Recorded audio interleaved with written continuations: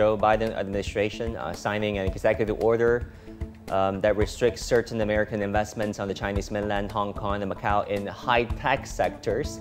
Of course, the rationale behind allegedly was to address issues of concern, over these sensitive technologies, protecting American national security. What do you make of these new executive orders issued by Washington targeting Chinese high-tech sectors? Well, we look back to history to see what happens every time the US puts in trade sanctions.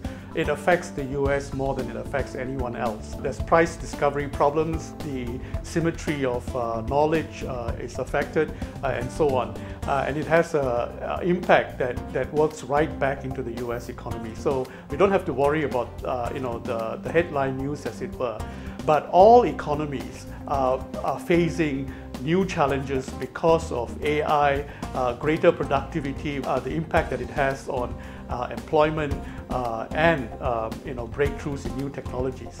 And I think that on that front, both the US and China are on the same footing. And the way to look for an answer as to where that's going to direct us is to track and follow where capital is flowing. Whether it's China or the US, the corporations have access to capital. That's where the answer will be in terms of who will make headways as a result.